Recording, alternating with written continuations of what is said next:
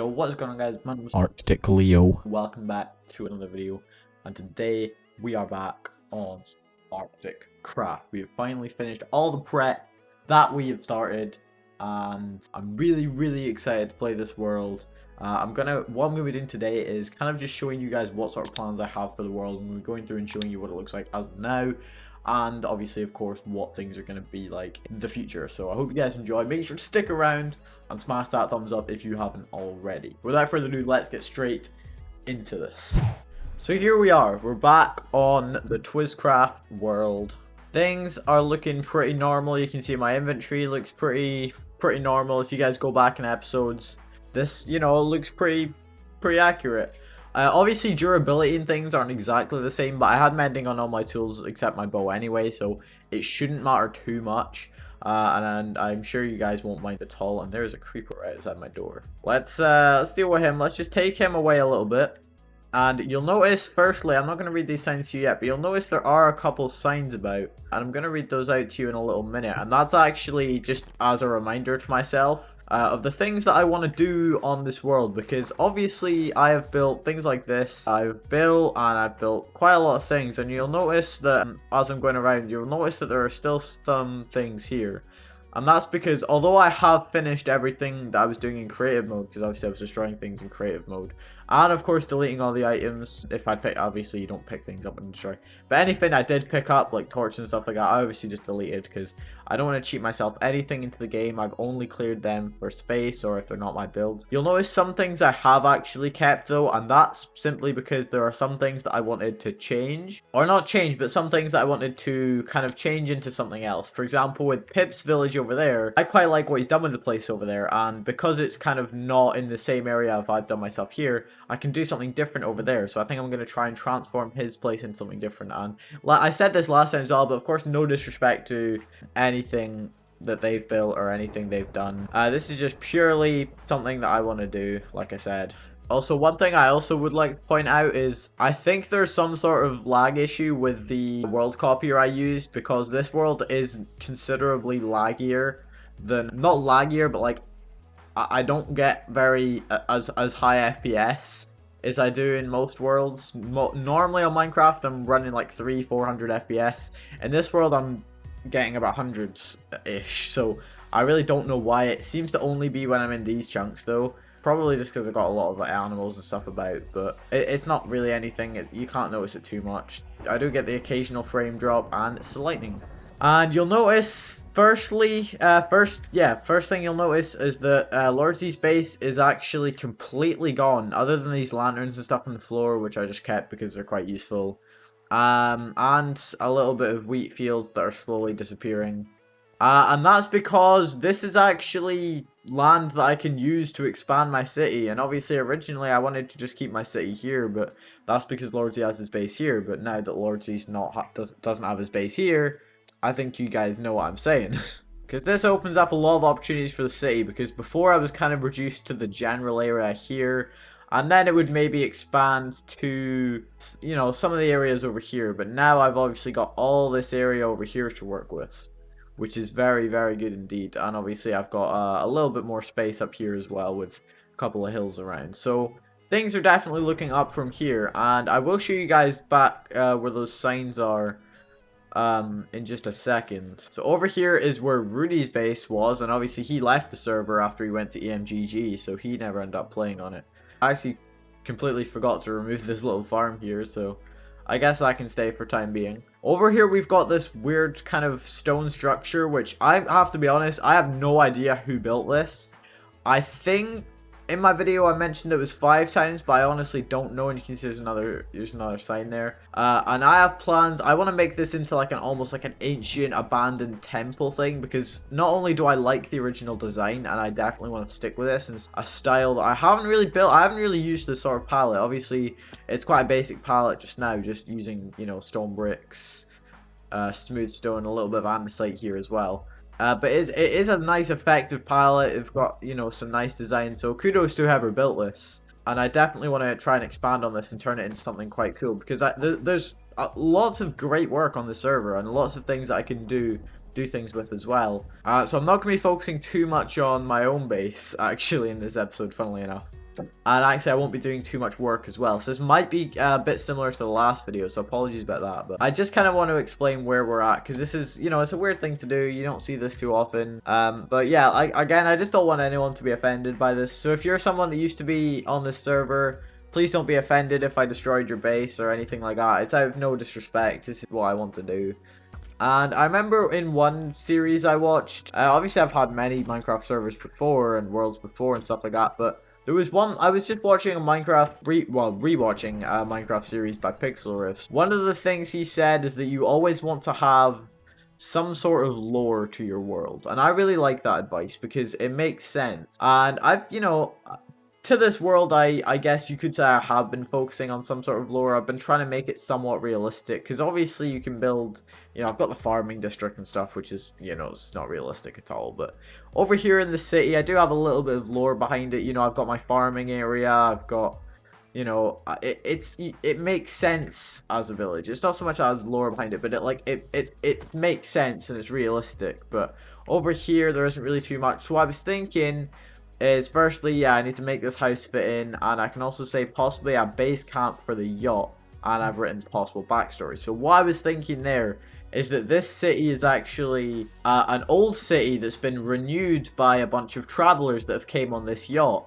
and they've kind of seen this city and they've came here and they've kind of restored it, because this is like an old kind of abandoned city and they've restored it, or maybe they've just found it and it's a very ancient or very kind of medieval city, and obviously they're more modern in the yacht, so you know it's kind of like a very closed off area from the rest of the world. And obviously there are some holes with that, considering there's the rest of the world over there. But I don't know, it's I guess it could be considered a plausible backstory. I guess I'm just gonna take this guy's meat if he doesn't mind. So I don't know if this is making any sense to you, but it's making sense to me, and there's a hole there, but we're just going to ignore that for the time being. And you can see over here there are a couple of trees that I believe I mentioned this in my last video, but basically, you know, turn into a good tree house, because it's not like there's anything wrong with what we've got here. You know, it's a tree house, it's a tree, there's trees, they're made into a house, that's a tree house. But you know, they're a little bit too boxy for me. You guys know that I don't like my boxes, or maybe you do, actually. Okay, so I prefer detailed boxes, and obviously you can tell this build isn't finished. But it would be nice to kind of touch it up, finish it, and stuff like that, because I do really like the idea, and I think it could end up looking quite cool.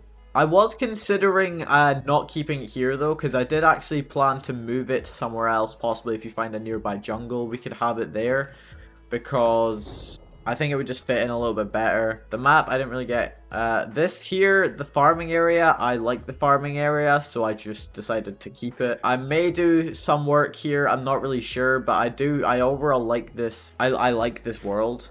One thing I did do is I actually changed this off camera. It wasn't survival world, don't worry, this is one of the things I did do in survival world, is I just added a little bit of things to this, just because you could kind of see the redstone and it was kind of annoying me. And I also did remove this mob farm here just because they don't look the best, and already got one over at my place, so I didn't really see the need to keep it. And I did keep this here. I'm still considering whether or not I will keep this. I don't think I will. I think I will eventually get rid of it because I just don't think it quite fits in, but I do quite like it. It's quite nice to have there. It's kind of a memento to the old Craft world. And over here is of course Turtle's base, which I couldn't remove it. It's a really nice build, and it's like the thing I like about it is it's not like overly detailed. Like he's used very similar, I don't actually know what I've written there, I need to check.